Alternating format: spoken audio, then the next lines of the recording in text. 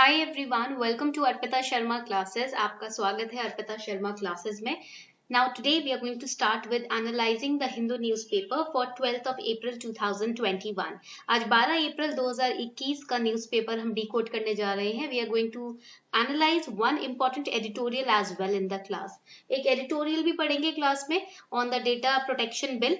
Okay, so this class is going to be really helpful for all of you. ये class काफी helpful होने वाली है. Make sure that you take notes simultaneously with me in the class. Okay, before we start, here's a small announcement for all of you.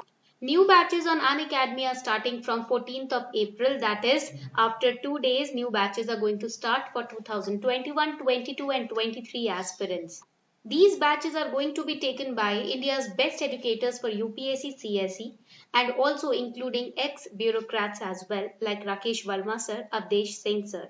We have crack UPSC CSE prelims through 3,500 MCQs. This batch is important for 2021 aspirants. If you're preparing for 2021 prelims, make sure that you subscribe to Unacademy Plus today in this 3 months batch, in which you are going to solve over 3,500 MCQs along with previous year questions. It will be a revisionary course for prelims 2021 and live as well as recorded classes will be presented to you. We have Mission Victory batch, which is very specially created for the 2022 aspirants. Now it will be bilingual in language. That means in both Hindi and English the teachers are going to teach you. We are going to cover complete syllabus of UPSC CSE, that is prelims and mains. Live classes will be taken by India's top educators. We have 2-year batch course for 2023 aspirants in Hindi, English and bilingual language. Similarly, the 2022 aspirants, for you also we have Hindi batch separately and English batch separately. And along with all these batches, we have also launched NCERT batches for UPSC CSE prelims, which is again starting from 14th of April. So you can take Iconic subscription or Plus subscription as per your preference. In the Iconic subscription, you will be getting a personal mentor, a UPSC expert who's going to guide you individually, right? Then we have the optional combo as well. If you want to take GS Plus optional package, you can take that as well. You can use code ARPITA10 to get 10% discount on your Unacademy Plus subscription. The links are given below in the description box. Make your subscription today before the batches start. Now the first important article that we are going to study today is Odisha lighthouses hold huge tourism potential. Now here the lighthouses are important. The lighthouse projects were launched in India and that makes it very important for your upcoming preliminary examination. Now there were 6 states where this lighthouse project was launched, and these states were Madhya Pradesh, then we had Gujarat, Tamil Nadu, Jharkhand, Tripura and Uttar Pradesh. Now this lighthouse projects, they show the best of new age alternate global technologies, materials and some important steps and process in the construction sector. Large scale पर global technologies यानी कि world wide जो technologies use हो रही है shipping industry में, उनको use किया गया है. construction sector में जो use हो रही है उनको use किया गया है इस particular project में. ठीक है, point clear हो रहा है. Now this is not directly related to this article, but lighthouse projects के बारे में पढ़ना जरूरी है because it has been in news recently. That is why I have also mentioned lighthouse projects. Okay, point clear.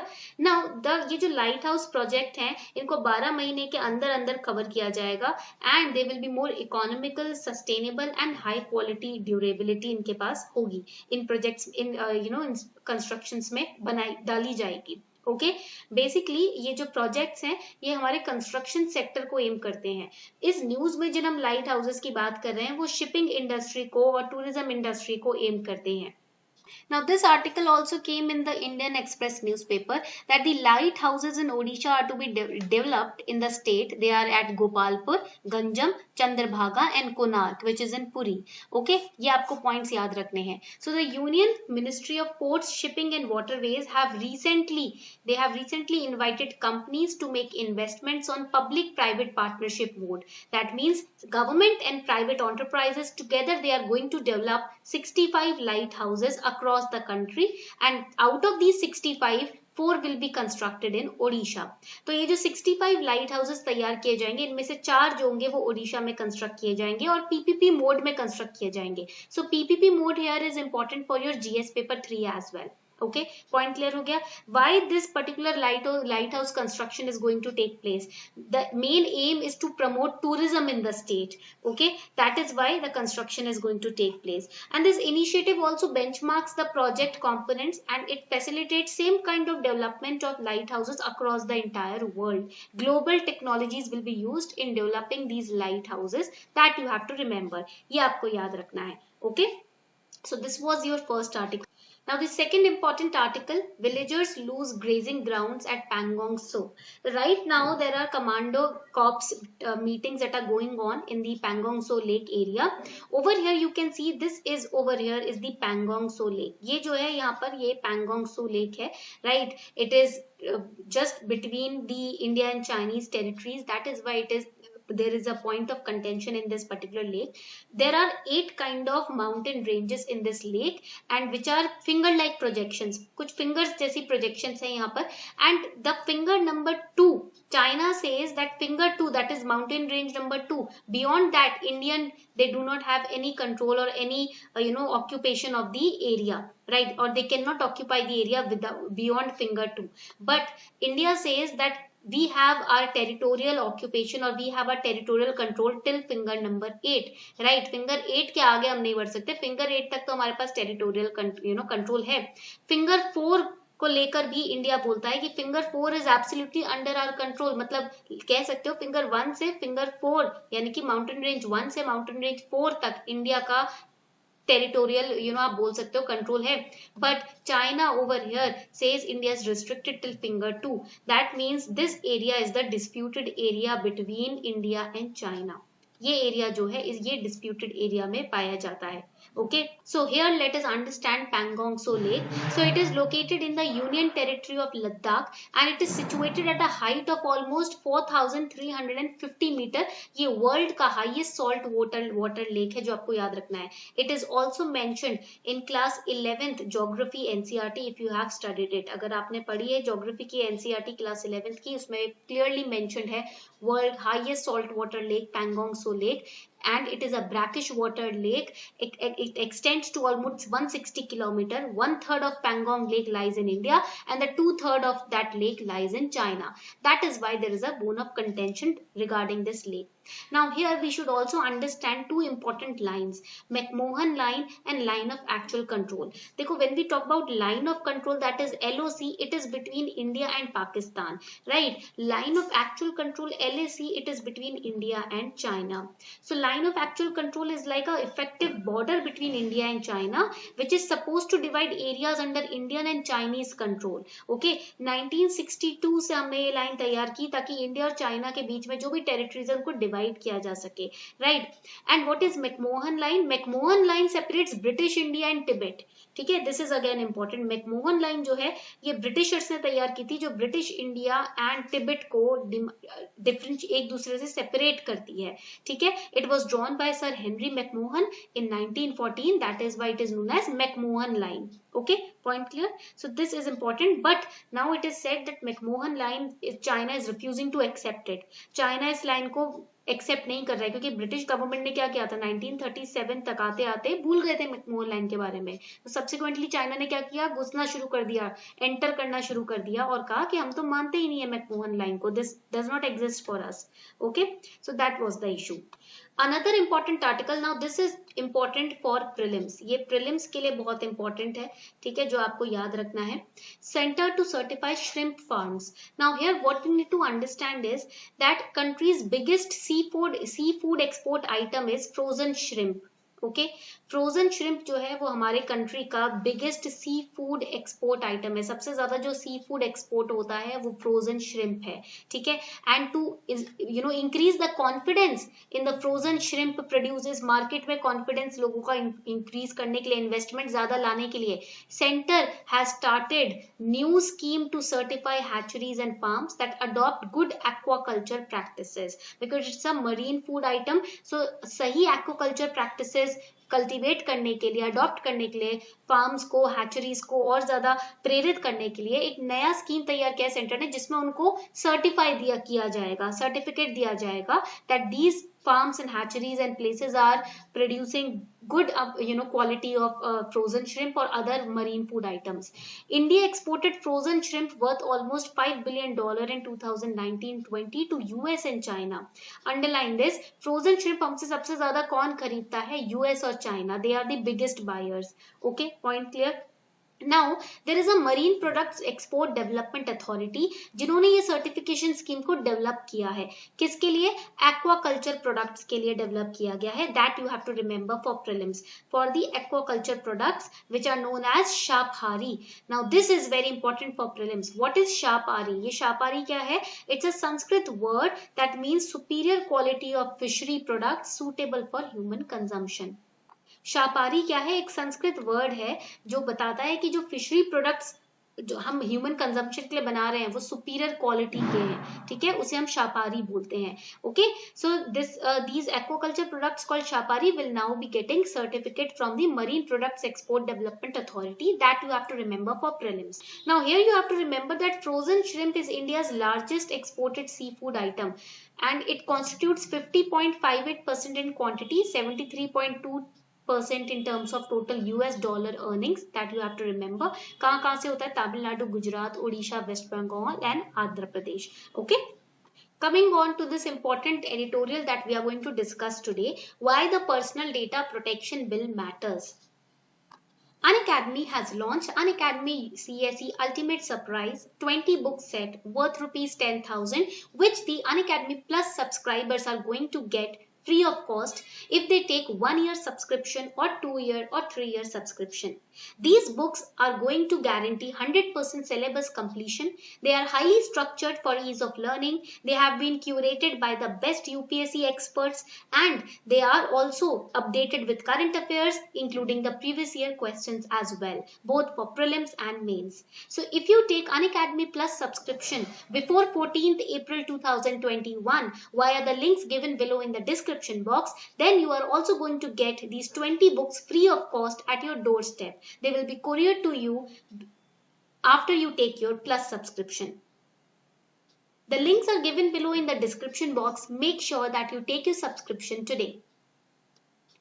Now, when we talk about this editorial, why the Personal Data Protection Bill matters, there are certain points which are included in this editorial. How data is not really protected in our country, what are the provisions of protecting data, what we can do to protect or bolster the data protection scheme.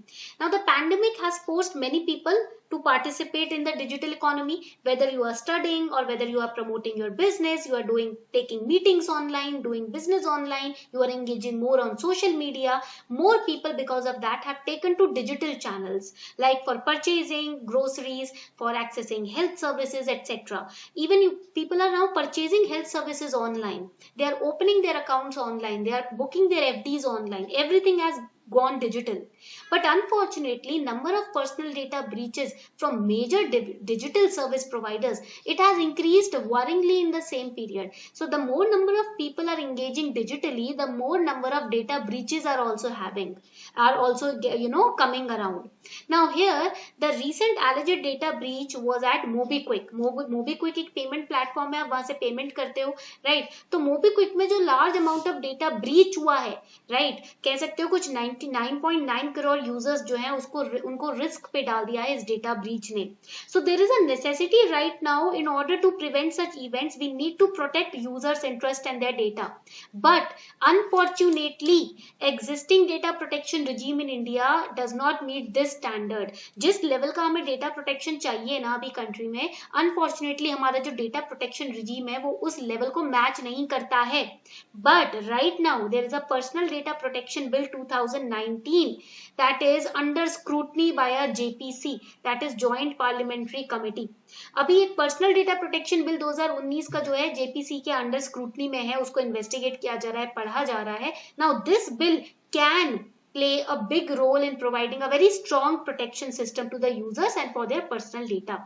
Now in this article, the writers have they are seeking to answer fundamental questions, that is how can the bill protect users interest in the digital economy.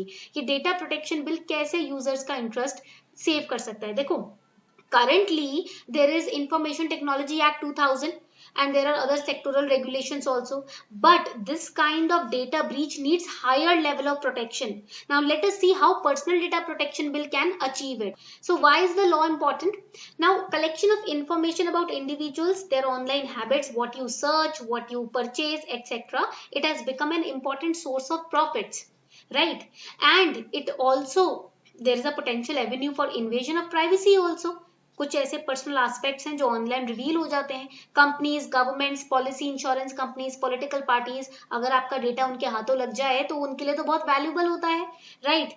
Plus to prevent the breach of privacy and unwarranted advertising, this bill was a necessity.